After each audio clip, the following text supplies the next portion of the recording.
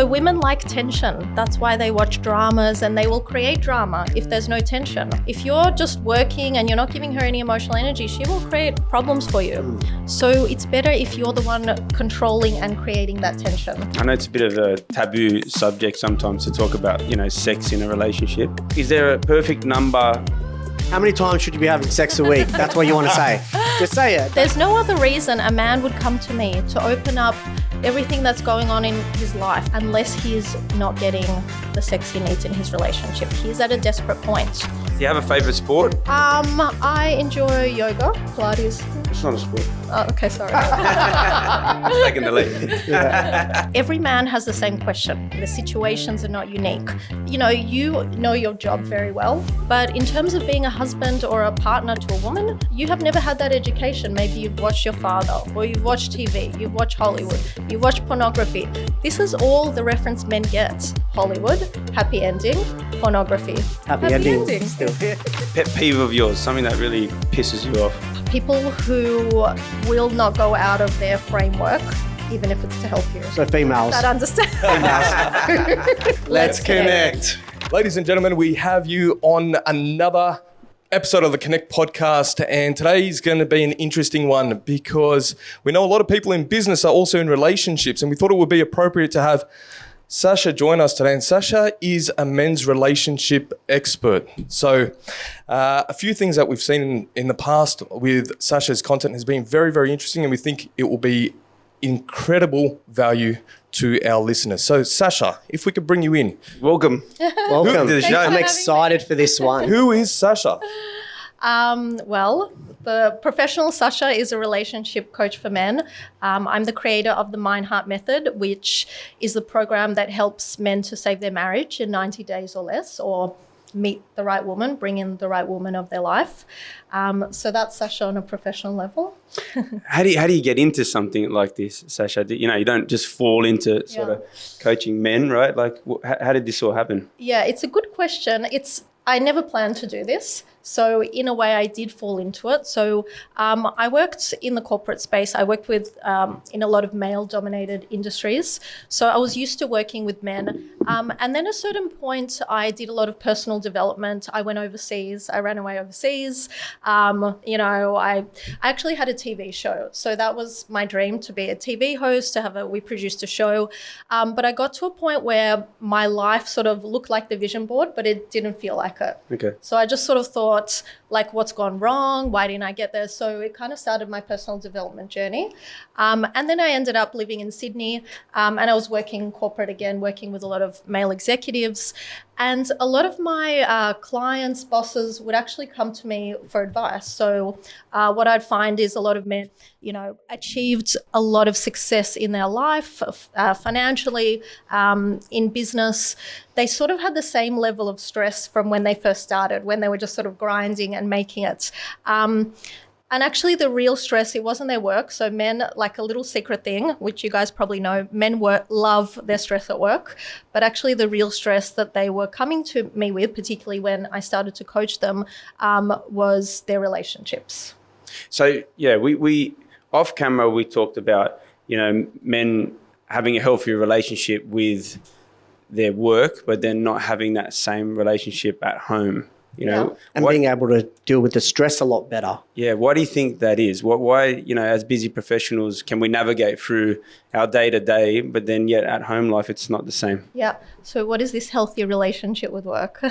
Yeah. I don't know if men have a healthy relationship with work. Yeah. It's interesting because, some, I would assume, and you can tell me if I'm wrong, like some really enjoy what they do, right? They wake up with a kick in their step. It's like they excel. It's like they excel in their career, but then at home, they're not excelling as much as they're excelling in their career. Because you can deal with the stress. Like, you want to be uncomfortable and stressed in a way where you feel like you're growing in the business. But at home, to be stressed and having issues in the relationship, it's not a good thing. We push back on that. Yeah, I guess work is a place where you've got problems and you know how to solve them. right? You're using skills that you've developed through your life that are natural to you. In your relationship, it's likely that no one's ever taught you relationship skills, especially how to deal with a woman, her emotions. That's a problem you don't know how to solve. So when a man doesn't know how to solve a problem, he will go into avoidance. And so this is when maybe a healthy relationship with work becomes an unhealthy relationship, because he avoids his personal life and he throws himself into work out of avoidance. And actually at this point, this is where men get into burnout. Because yes, men are designed to produce, they're designed to overcome challenges, to meet goals, but you get into burnout not even so much from overworking, it's from a place of, I'm running away from something, right? So you think men sometimes are hiding a little bit at work or through their work? You guys can tell me. Yeah, I'm learning today. I'm learning. No, but you know, there must be men out there that do that, right? That they spend extra hours at work, and it's questionable. When I wasn't self-employed in the office, some guys used to make sure they left after 7, so after bath time, after dinner time, so they didn't have to not return home. So when they get home, it's just to tuck their kids in, be the happy dad, the nice dad at the end, and then start the day again the next day. That's strategic. Yeah, it's just very strategic. And it's avoiding the chaos, that stress. So the feminine is chaos. And it's actually not natural for men and women, especially with young children, to live together in this way. Like, we were never designed to live together. So for a man, there's science around this, but when he lives with a woman, with children, especially with young babies, his testosterone drops. So on some innate level, he is trying to prevent that. So you lose a little bit of masculinity. Well, you lose a bit of your oomph, yeah. So at work, you've got problems, you've got challenges, you've got other men. So that's going to increase it, right? So this is a hormonal thing that's happening as well. And so most relationship problems are not so much things that we're arguing about or what we're thinking. It's actually hormonal. Our hormones are out of balance.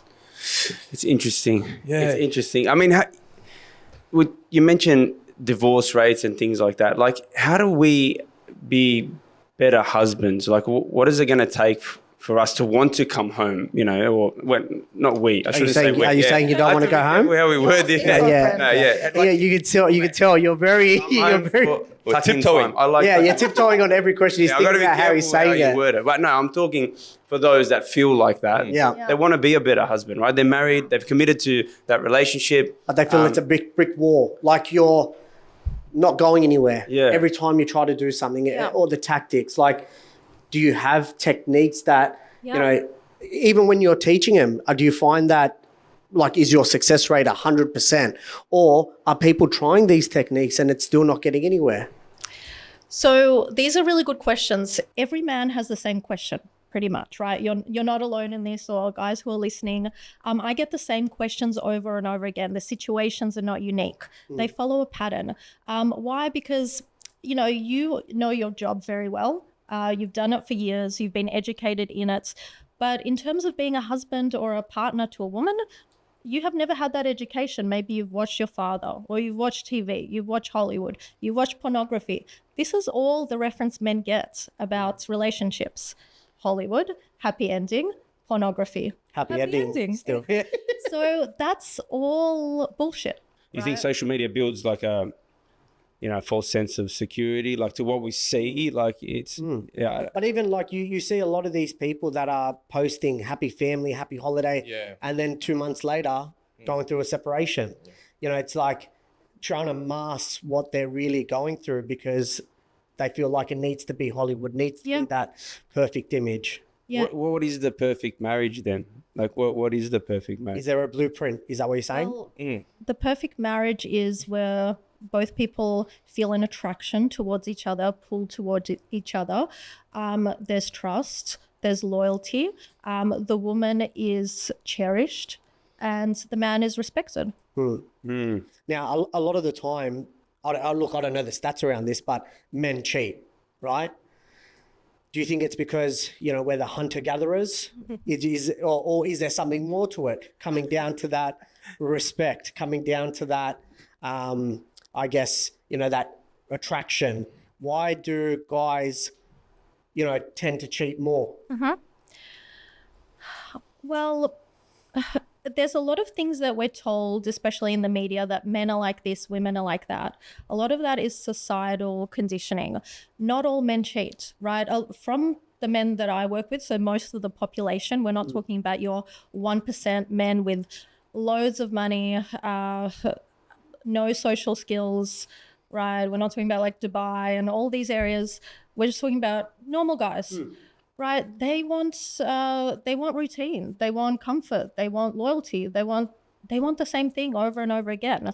Like, you like your habits, you like the same things. Yes, there are men that cheat. From the clients that I've worked with and the research that I've done, it's usually not because of the physical act itself. It's usually because of, a sense of lack in terms of validation, not getting, I guess, that kick or that dopamine from their wife.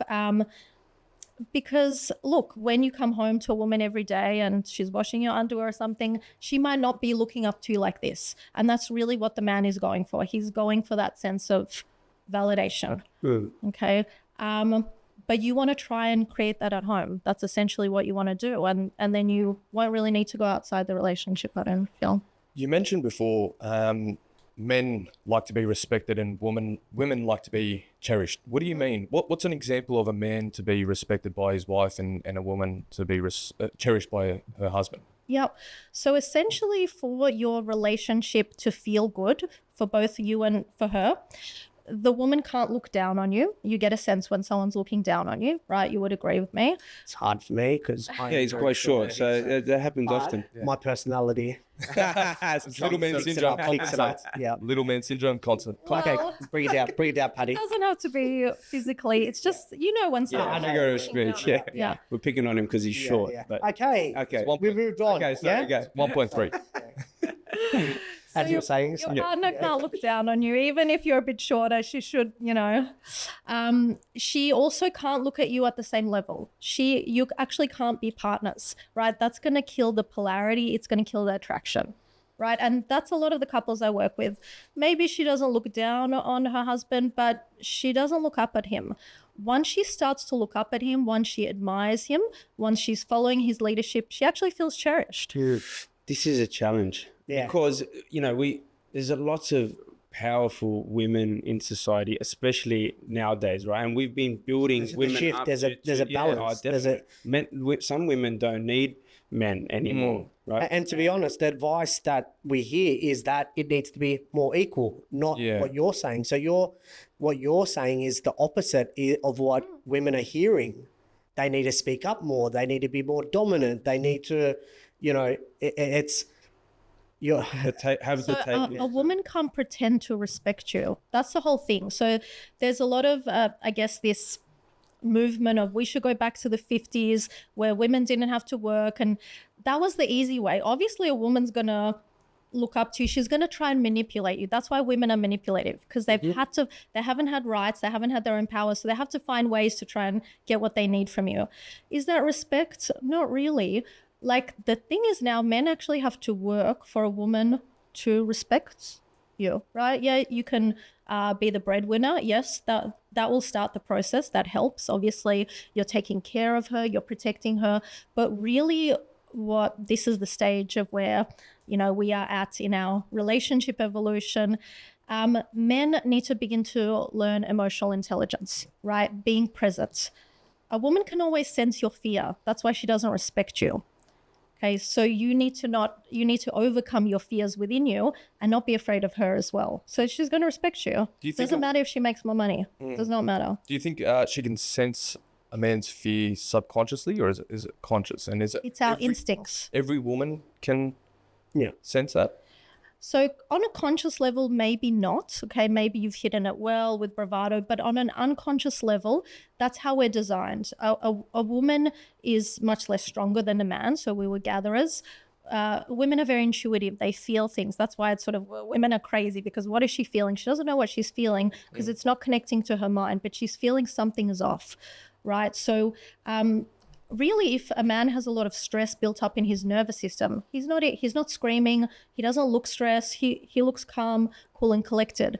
But if she's feeling all of that built up resentment, all that anger he's suppressed, everybody knows. Well, she will feel unsafe. His nervous system is signaling lack of safety. So she feels she's in danger. Can he protect her? Is he going to attack her? Like, these are our instincts. We're really just animals for the most part. It's interesting. Like, we talked a little bit about intimacy, and obviously males having, that physical attraction, whereas women need that more intimate. Like, how do guys connect with their feelings more? I would find that the guys that I'm chatting with would probably struggle a little bit on that emotional level. They can't even do it with mates. They're very hard to share their emotions, share their feelings with mates, let alone their partner. And that's natural, right? So it's a myth that a man needs to start to express all his feelings, share it with his friend, share it with his wife. Your partner doesn't want that. She doesn't want to know all your feelings. That will make her feel unsafe, especially if they're uncontrolled. But you must be able to feel your own feelings. You can't be numb to your own feelings. If you're numb to your own feelings, you're numb to your instincts, your natural masculine instincts. Those instincts will tell you she's being disrespectful. This is unsafe. This is wrong. If you cut off from those instincts, you're living in your head. And then you're not present. You're not there. That's when your relationship starts to fall apart. This is very interesting because it's like you're saying the opposite of what society is saying, how a man should get into his feelings and get vulnerable and start opening up to his wife and getting into his emotions. So you're saying, a person stays conscious of their feelings, but keep that away from the wife, or feel your feelings, right? A lot of men have to learn to feel their feelings again, especially if they're living sort of, you're on the computer, you're very mental, you'll be in your head a lot, right? You're cut off from this part of your body, your lower part of your body. So you need to feel your feelings. What are you feeling? But then you have to contain your feelings, because if you're not contained, you're going to emotionally vomit all over the place. Your wife doesn't want that. It's like her girlfriend. She's not going to be attracted to you. She's not going to feel safe. And also, you're dangerous. You can be explosive. You can be out of control. Like, a lot of men in jail, they feel their feelings, but their feelings are coming out in not the safest way, right? So it's not that men don't have feelings. They don't feel them. Men have a lot of feelings. It's just men are not socialized or conditioned to actually work that emotional muscle, right? You go to the gym, you know how to work those muscles, but we also have an emotional body, and nobody really talks about it. You have your mental body, your mental muscle. The emotional muscle is what needs to be developed. Is society losing masculine men? Yes. is there hope?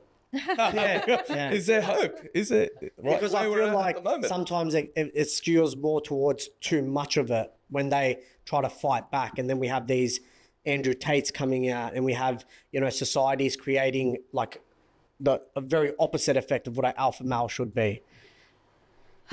This is all new stuff, right? A man only used to ever have to protect, provide, and not beat his wife. Okay, even if he has an affair, that's fine. So this is a new stage where women have protection from the government, they have financial protection, and they want more, right? In Australia, America, that's usually most clients that I work with. We're living like at the 1% of society. Our survival needs are met. Once that safety security is met, right? This was sort of the transactional relationship. This was our mothers, our fathers, maybe a lot of relationships today, codependent relationships. Now we want to go into thriving. We want to feel. We want to connect. We want to feel alive. That's the next stage, right? So we need emotions. We can't completely cut off from them. I feel like in today's world, we're the most confused as a society ever in history on what we need to be feeling emotionally and what men need to be like and what women need to be like. Right? Like, it's just how do you connect? Are we yin and yang between female, male? Like, so much confusion, and everyone's feeling it, but it's as if no one's saying it, because then there's society, there's social expectations, and then there's traditional expectations, and then there's. But neither work, right? Neither work. The traditional one doesn't really work. The modern one doesn't work. It's because we don't have the right information, right? The right information is around. We actually have a lot of misinformation, and it's not even so much the new social media stuff. It's the movies we grew up with. It's the dialogue we grew up with. what do we really grow up with? We grow up with American movies, mostly if we live in Australia. Like European movies don't always have happy endings. They mostly don't, right? All American movies have happy endings, fairy tales. Disney. Yeah, Disney, and pornography is the same. That is the same for men. There's really no education, understanding of what a man is, what he needs, what a woman is, what she needs, and how they go together. It's two different species. Biologically, we're completely different. We have different needs. What makes a man feel good and happy actually makes a woman feel stressed. They're two different things. So we need to understand each other and then understand how we're going to live together in harmony. Because the divorce rate's incredibly high right now. I don't know what are the statistics on this. Well, we thought it was 50%, but I think it was 25%, 30%. Yeah, somewhere. But in this room, That's Australia. I'm divorced, so it kind of goes with the national offset it. stats. 1, Yeah. 2, 3, 4. Yeah. And I've been happily married for 10 years this year. yeah, okay, stop. You can at least blink when you say it. Okay. But like, in saying that, some of your teachings and what you say are more skewed towards a male, right? Well, I coach men, so I actually don't coach women. Okay. Do women come to you? Well, that's what I was going to say next, which is what if a female takes this as a threat? Why are you getting this advice when I'm right? Like, Or do men come to you on the side without speaking to their partners? Yeah, look, a few women have come to me and said, I really want my partner to do this. How can I do this? But it only works if the man is taking initiative, because on a biological level, the man is the natural leader. So if she's telling him to do it, he's not leading this. so is that a Mr. Nice Guy wife coming to you or partner coming to you? Well, it's only happened. She is a very, in control woman to be finding things, and she's mumming him. But look, I understand why she would want to do that. Yes, some men don't tell their wives, and that's fine as well, because if you're going to have this amazing end result, well, what's the issue? Some men do, but really, I work with the man because that's all that's needed to get the results, right? So you guys actually have the power, right? You have a lot of power. You just don't have the right information or the right tools. Okay, so what does that look like? So if we're in control and we're the ones that are in control of the end result, Well, I tell Kat she's in the RP sphere, and everything in the RP sphere is like a benefit, just like NRMA. Like you get the benefits, you get the networking, you get my presence, and I remind her every week. I always say, "How lucky are you To be in the I sphere. look around, to be in the sphere." Yeah, I'm sure she loves You don't that, even need NRMA. You don't need all those things. are you Just charging? Qantas Freakers Fly program. How much are you charging her? I'm like Lynx. Stay on. Sorry. We'll go back. I completely forgot my question, man. Thank you. Yeah. Wow, yeah. Sounds like a good program. Yeah. I think we Flip it. come in this sphere.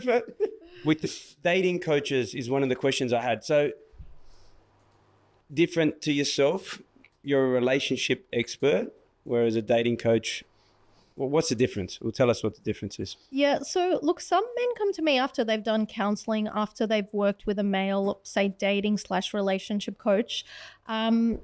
Really, I help men to save their marriage. That's most of the work that I do, or to get their wife back, right? Either way, they need to get their wife back, but sometimes they're living in the same house, sometimes they're not. So it's quite different to a dating coach. A dating coach might help a man get his confidence back, say the right line. It's sort of, the first part. However, what a lot of men do notice when they work with me, the married ones, is they become a lot more attractive to other women. Right. So if you know how to be in a relationship, you can, the woman that's seen you for 20 years, if suddenly she becomes more attracted to you, then you have no problem dating. Right. You're kind of getting to the root cause. Double-edged sword, right?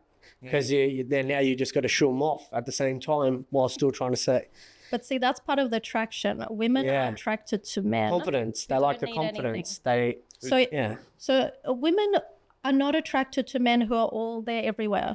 So what is actually very attractive about a man, so women never say what they mean. Women are never going to tell you these things because women never say what they mean. That's the number one thing to know about women. Whatever she says is not what she means. Don't do it. That's awesome for us. Like, that's just easy to navigate through, right? But what women are really attracted to is a man who doesn't need anything. He's not trying to get from her. He's not trying to get sex. He's not trying to get validation or from other women. Right? Then she comes to you. And that's what a lot of men have been conditioned out of, because they grow up on pornography. They grow up on all these types of things. So they're like thirsty, desperate for something that their body actually doesn't need, right? And a woman will always sense that as being unsafe. That's interesting. What's the most common problem you see with your clients, your male clients? What's the most common problem you see across them all? Yep. So wife-pleasing behavior. What does that look like? So it's doing everything to please your wife or appease her, but actually not giving her what she really needs, right? It's interesting. So they're avoiding actually giving themselves to her or being fully present. So it's like a child, you know, if you don't see your child all the time, you might give them a lot of presents. You might start to spoil them because you're not really there.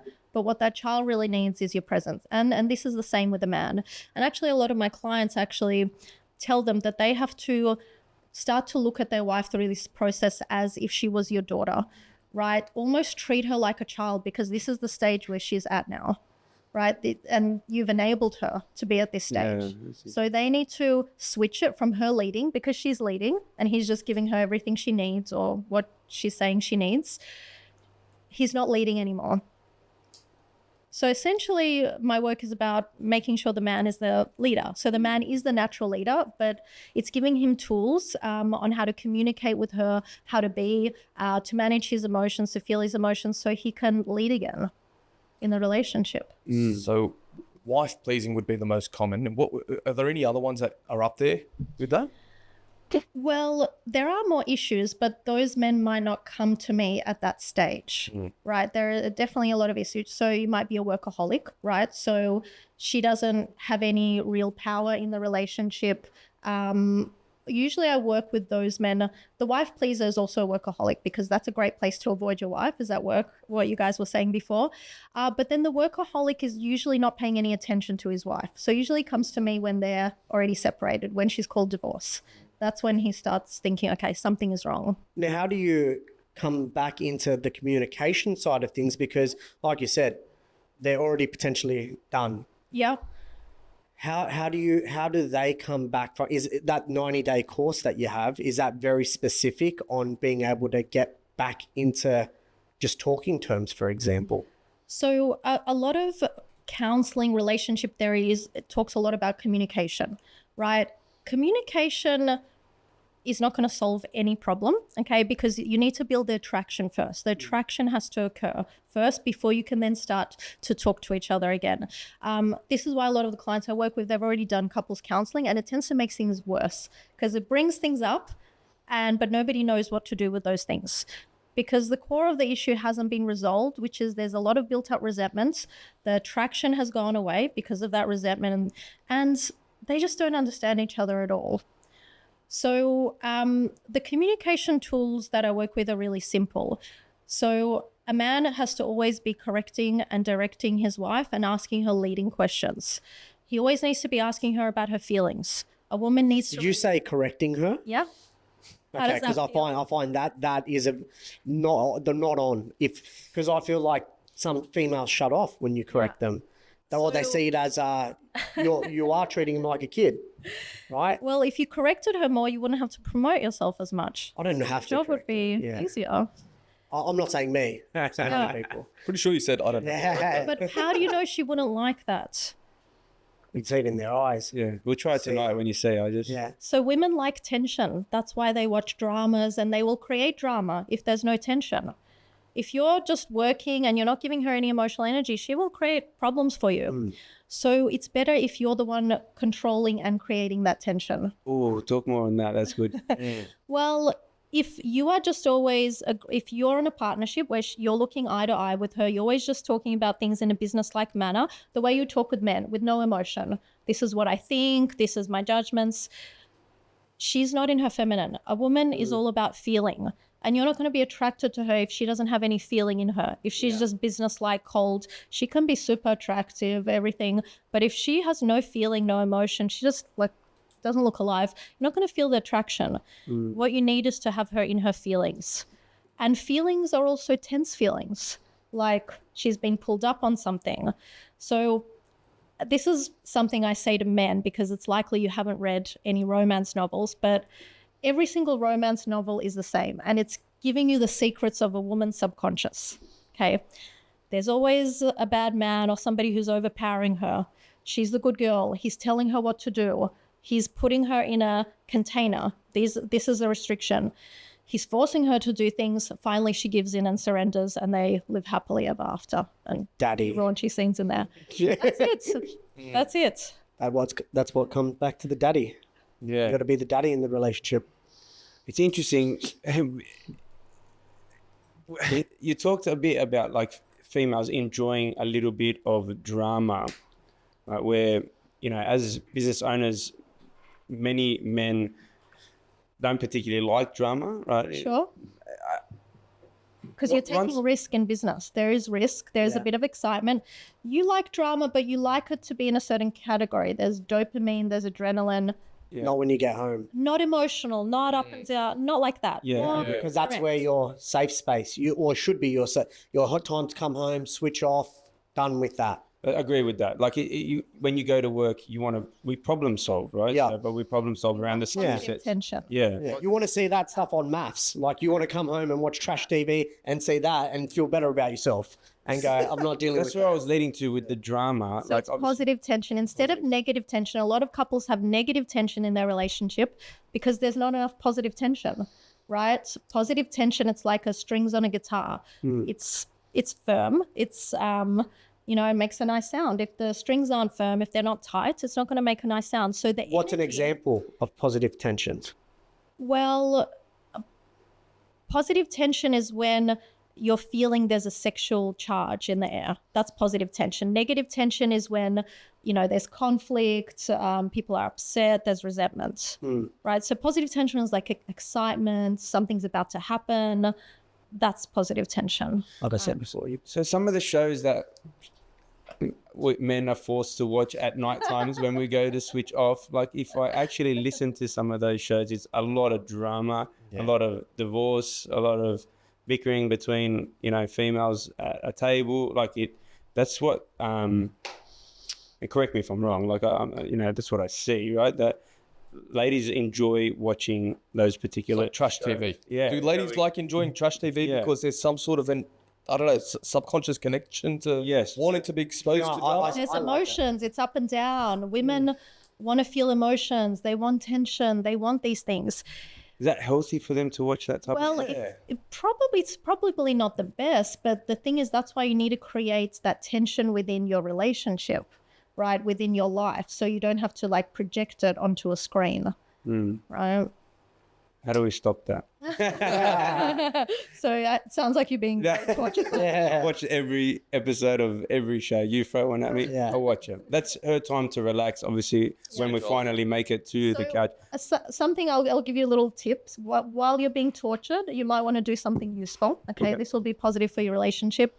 You might ask her, how do you feel about that? How do you feel about what's going on in the show? What do you feel about that? Right? Get her to share, get her to talk. She probably wants to talk about it. She wants to comment. Nobody really watches the show. They just want to comment on what's happening. That's exactly what she says, my wife. She says, I'm not actually really listening. It's just like she's almost numb to that. Yeah, like Kat will complain about, it's so stupid. This is the stupidest thing. And it's like, but we're watching it every night. And we're complaining about it. Or you can start an argument. You can say, but you do that. And then, I don't do that. You do that. Yeah. And then it creates an argument. Have you done that? I've tried it, but it's not.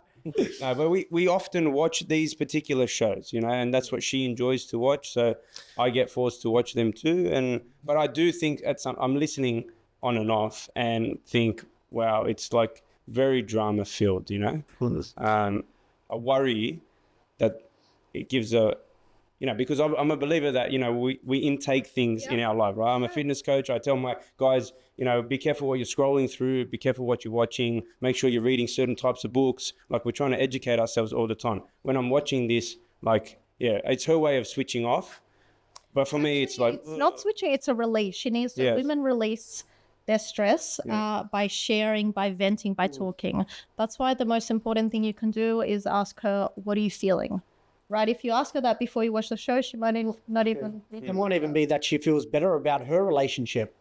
She feels better about, look at that. Look at what's that. I'm lucky I'm not. like that. Well, talking about all this, it's like the conflict is obvious. The clash is obvious. It's the male logical brain and the female emotional brain. So how can that work? Are we always meant to clash? No, not when you're the natural leader and you're in your instincts. Things will all really how to lead a woman, you know that instinctively. You've just forgotten because you're living in the modern world, right? Very mental, switched off to, your feet aren't on the ground. You're not in your instincts because society and stress has told you certain things. So instinctively, you'll know when she's emotional, but she's being disrespectful. It'll hit you in the gut, right? You'll feel that feeling. In that moment, a man will usually get defensive or be like sort of a teenager, get frustrated, or he'll avoid and he'll just give in. Both of those are bad. In that moment, what needs to happen, because he's the leader, right? So if you're a leader of an organization, if your employee acted like that, you would pull them up.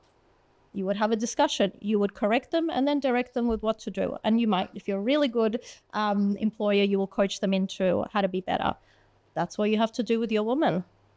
Yeah, I feel like a lot of men, and I've had this conversation with a few people where they've mentioned to me, man, she's just been doing my head in. Yeah. I've just learned to just nod and just say shut up. And just Because you try. and agree. I'm not going to get. You've tried several techniques. They're emotionally exhausted. They're just they're exhausted with just how You're tackling her logically.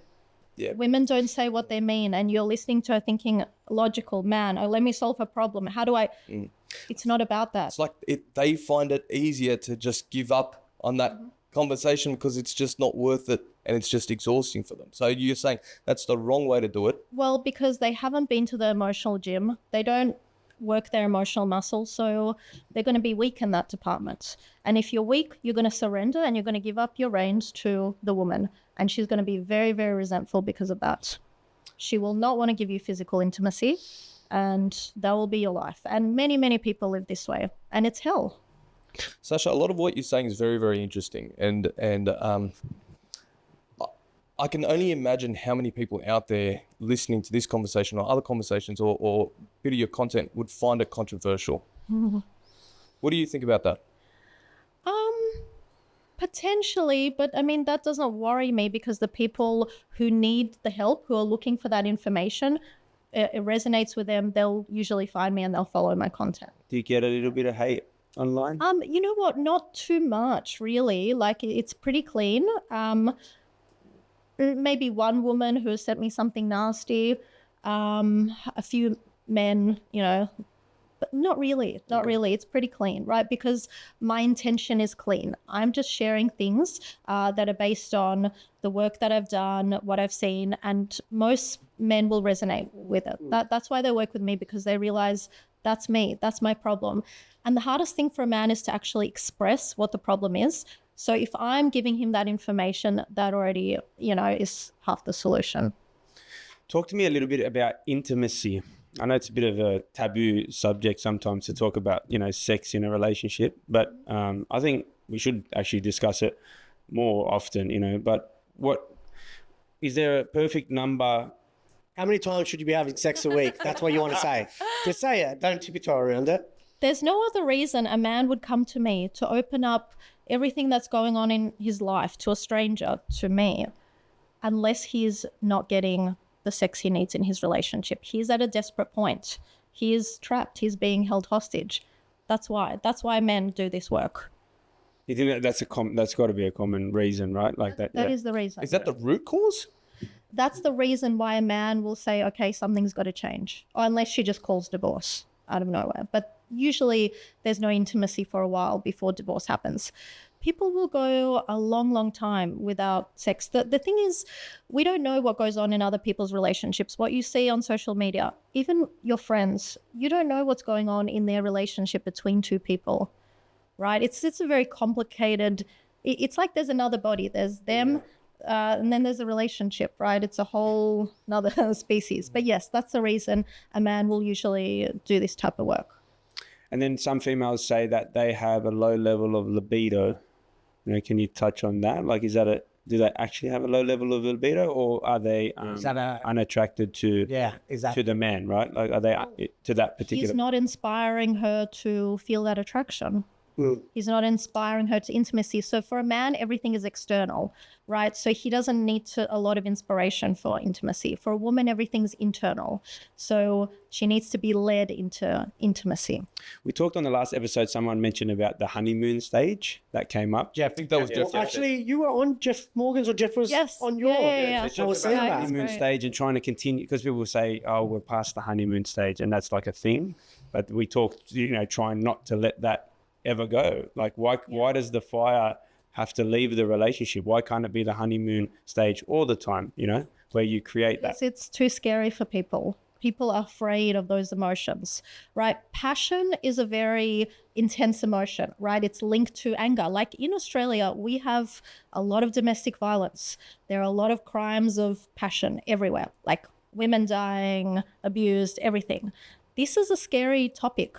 And it's linked to our instincts. So in order to have children, have the business of family, have an income, having everything working, sometimes having passion is too dangerous. So people give that up for a while because they don't know how to balance it. And then you create a family, you create all these things, but then you realize that the glue is missing, right? So, sex is the glue that keeps a relationship together. So you think it's a very important part of a healthier relationship? Well, unless you want to be friends or housemates with a person. But do you think? Oh, sorry. Well, on that note, let's say, how can a man stay attractive to his woman after 20 years, 30 years in marriage? Because there'll be elements, and I can only imagine it will be phases in and out of the relationship, but there'll be elements where we'll just turn numb, and it's like, it's our everyday sort of life. And Because like you said, we want that same thing in routine. We want all those things, and we think everything's going fine. Whereas the female, on the other hand, might want that excitement, want that passion, want something. Well, initially she wants the safety as well. But the thing is, especially in Australia, we build these kind of gilded cages of our safety. We're living in the safest country ever. We have everything we need. But if you keep building on that level, you're never going upwards. You're going horizontally. There's only so much you can have of that. It's like if someone's hungry and you're throwing luxury bags at them, they will throw them back. Right? So your first level is you need to provide and protect as a man. But the next level, it's emotional connection. And the way that she can stay attracted to you, because that was your question, she needs to respect you. She needs to always be looking up at you, which just means she respects you. Right? You're leading her. So first was provide and protect. And what was the second one, sir? Emotional connection. And you had a big D energy. Yeah. I was watching that one. I like that one. Can you go through that? Because that I think that relates to the D's. Yeah. So big D energy, a bit of a play on words. It's big decision-making energy. So a man needs to be making decisions all the time. That's what a CEO is. He just makes decisions. Yeah. Right? He doesn't do the admin. He doesn't do anything but makes decisions. So we shouldn't ask, where do you want to go for dinner? We should be saying, we're going for dinner here. Yes. Or you can give her two options. Yeah. But you are deciding. You create the plan. You will want to know what her feelings are, because her feelings are important. You're the leader. She's like your 2IC. She's your alarm system. She's always feeling for things that you can't feel, right? So you have compatible skills, complementary skills. You're very different, but complementary skills, right? Stay there. Business partners that are in relationships together. I am in, you are too, right? We run a business, and our partners are our business partners. Mm-hmm. I dare say that they would, I don't know. it's weird. Look, it's a dynamic thing. Yeah. That's what I've noticed. It's a dynamic thing because me and Serena have, she's come into the business about maybe 8 months now. I've had the business for 11 years. So there had to be a shift in dynamic. I was a bit sort of conscious of it. She was a bit conscious of it. We're a bit curious to see how it's going to work. There's been ups and downs. I wouldn't have it any other way, by the way. But it's just a weird clash of dynamic. What do you think would be the best sort of way to approach being in business with your spouse? Because she's just connected to the mission as yourself. That's what I was trying to articulate. She wants the best for the business, so you're on the same mission, yet, you have to also be in a relationship together after you clock off. I don't think it can be a positive thing. So maybe I'll ask you guys, what are the pros or cons working with your partner or having your partner in the business with you? Are you flipping this right now? There we go. Full flip back to us. No. Then Well, I can give you answer. something a little bit more specific. Yeah. I mean, having my wife, and I didn't want to make it all about us, right? But there's others that have probably gone through a similar situation. You know, having your spouse on the same mission is Answer great. the question. I am. Yeah. She asked what the pros are. I So said, it feels great because she's on your mission. Yeah. Right. So that's every hero movie. The man's on his mission, the woman's following. That's right. So in that way, that's perfect. yeah, we, we're both different people. So she has different directives on what she believes the business should look like. I do too. I think that's a pro to me, where some would find that they would clash in that scenario. I actually think it's great because she sees things from a different lens to me. Yeah. So we've often together come up with the best outcome for situations that we've had to navigate I through. think partners, like couples, are the best business partners because you're already running a business. That's the business of your life, of family. So why wouldn't you be great business partners? Right. Okay, that's what I was. Do you think it's a good thing or not? Because interestingly, in some cultures, we were told, when we had this conversation before, that it's not good to do that. Don't get into business with family or your partner, or because it's risky. Well, you need to have trust. It means you need to put more focus on your relationship. You can't get away from things. You can't run to the office, right? Because your office is essentially with her. So it means you have to be more conscious about your relationship. Right? There's more to lose if things don't go right. So there's more reason to make things work. And you have to be more conscious of the partnership and the dynamic. So I think it can be a very positive thing if the man is being the leader in the relationship, right? It all comes down to that. So is that a lesson for some of the female business partners that, let the man lead a little bit? It's not let the man lead, because if she's letting you lead, you're not the leader. Naturally lead. So that's the whole thing. That's sort of the difference. We should go back to the 1950s. Men, no. If you're a weak man, yeah. But the whole point is you're trying to get stronger. You're trying to get better. And that's why you usually choose a partner that is going to trigger you and is going to bring up things in you, because that's how you evolve.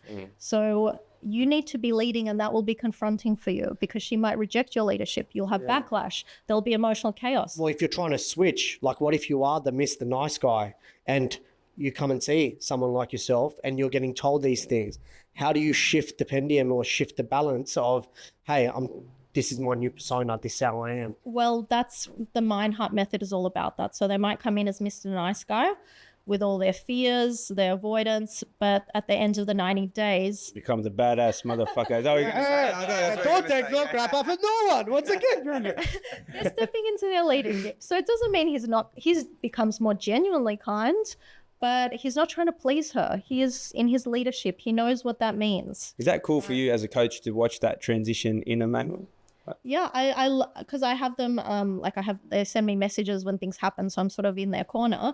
But yeah, it's great when out of nowhere they get a response that they didn't think they were going to get. So maybe it's time where they need to start providing some correction, and they'll feel really uncomfortable or being more dominant. And it's scary, right? Yeah. Would you prefer your clients to come to you before it's broken? Like, is that ideal, or do you?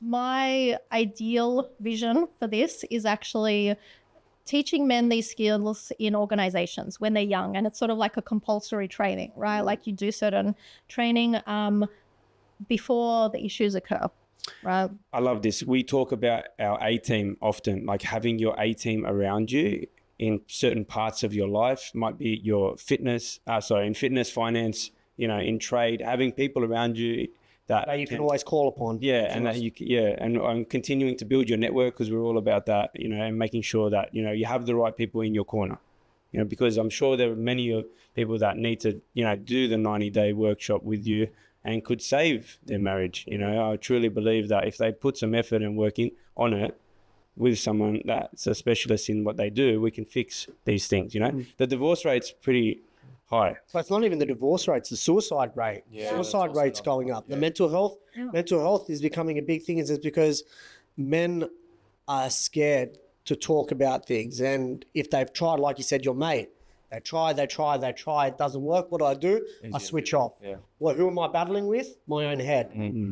And like we've had a lot of young guys that have, committed suicide. They've got kids, they've got a wife. Yeah, it's a scary topic. You don't know were they someone that could have, had these skills to be able to stop that from happening. Yeah. it's like the way I see it, it's like learning what I'm learning now. It's like there's an internal conflict from what social expectations are and what we've been told to be like as a man versus what our natural instincts as a man are. And that incongruency is what starts playing with people's heads with making their decisions when dealing with their wives or dealing with their businesses and that sort of thing. That's the way I understand it now. Is that sort of... Yeah, for sure. Like the human body is like very complicated. We are the best piece of technology, but we don't get taught about our emotions, our feelings, what to do with them, how we regulate them, particularly men in Australia. There's also not a lot of religion or spirituality. So everything is focused externally. And the worst thing is when you do reach those external goals or you have those things that apparently, why did this guy commit suicide? Everything looked fine. It's because the internal stuff wasn't regulated. He just didn't know how to operate the machine.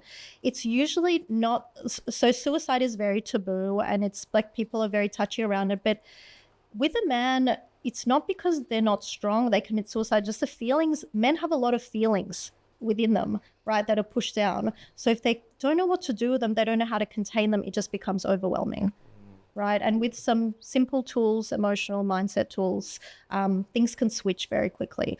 Like the way that this program was developed, I worked with a medical company, so I worked with a very wide range of demographics, different types of men, and people who are alcoholics, drug addicts, a lot of abuse, lots of things going on. Their mindset can shift very quickly with the right tools, right? So in a marriage, someone you've been with for many, many years, someone you love, it can be surprisingly simple to shift, but you need to take initiative and you need to get the tools. You need to get the information because you're just missing information. That's it. I feel like we can go on and on about this, but... Well, are you doing like guest speaker roles or like I feel like you need to be on stage somewhere and like teaching people this stuff? Do you want to manage me? Yes, I'm done. I do have a question. I have a question now regarding business, because now if we're going to dive into how we can work towards making men better men, after this whole process, how have you seen it affect their businesses? Yep. So it depends what stage people are at, but so guys that, sort of maybe at just an executive stage, what will happen when they work on their emotional side and they become a little bit braver with their wife and step into their leadership, they'll usually go into a leadership position pretty quickly. And maybe they've been trying to ask for a promotion for years. They will just become noticed because they change, right? Men who are CEOs, I work with a lot of CEOs. What happens is all the energy that they've used suppressing their emotions and what's going on at home now gets freed up. So they can make a lot more, have a lot more impact by doing less, right? So our emotional energy is everything. We create everything from us. It's not so much what we do. That's very much the masculine view of the world. It's what we're doing creates our results. But everything, all the energy you're using to suppress things is actually limiting you. So yeah, it's a direct impact to your finances and your business. That's interesting. I think in the interest of time, we probably should start wrapping. But I think we need to have a second episode. Yeah, Sash. I'll say one last thing in terms of that, because you work with a lot of male business owners. We have energy centers in our body. So our sexual energy center, right, that's related to love, connection. It's the same energy center for money, right? It's the same thing. So if you've got blocked energy at home in your sex life, you have blocked energy in your money and your business. Let's go. So at the end of every show, we like to just shoot some, quick fire questions, and you got to off the cuff answer those. And then we'll wrap up the show with our event. We're going to the... Yeah, we're off to the Connect event today. Sold out. Which you're joining us for, so it should be exciting. So it should be 100+ people in the room today, business owners, entrepreneurs, it's pretty special. Brad and Dan, we're sorry. We had a great episode. They'll see. All right, ready? Let's go, Sash. Find Sasha, man. Ready? No, it's not called that. I just found that. So, beach or country? Beach. First car? My first car, it was a Toyota Celica. Hey. That was one of my favorites. Dropped or just normal? I don't know. My dad looked after him. Couldn't tell you those things. Do you have a favorite sport? I enjoy yoga. I used to teach it. Yeah, Pilates. It's not a sport. Okay, sorry. Taking the lead. A hobby, that's... Yeah, beer or wine? Wine. Favorite cheat meal? I don't really play by the rules that much anymore, but yeah, dessert. I love dessert. Yep. Do you have a bucket list, something you want to achieve? Yeah, I think I've achieved a lot of it, but the final one is to have a very happy relationship and family. Yeah, nice. Pet peeve of yours, something that really pisses you off? People who cannot read between the lines or will not go out of their framework, even if it's to help you. So females. I understand. Well, I do work with men, so maybe, yeah. At a party, do you dance or are you a people watcher? Dance. What's a guilty pleasure TV show? Or I don't know if it's a guilty one. I find it educational. I love those documentaries that they're doing now on celebrities, on Schwarzenegger, Pamela Anderson, Trump, love them. that stuff. Do you have an unusual superstition? Oh, yes.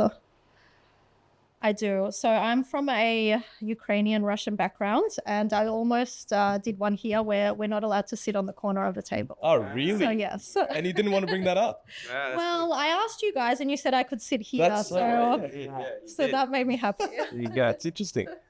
If you're a snack, what would you be? Can we get rid of that? I don't know. This was Let's get rid of it now. This was Ask these questions. If you're a snack, but we'll answer it for the last time.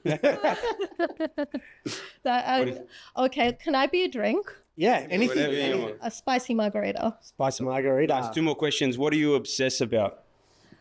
Personal growth and love. Oh, love that. And then the last one, where do you see yourself in 5 years?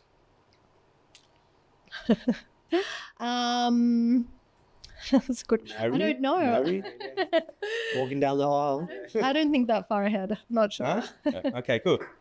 All right, what last question from Pat? We got one last question. We usually end every episode with it. If you were to bring 3 people to a dinner, those 3 people could be anyone from the history of humanity or your current life. Who would those 3 people be and why?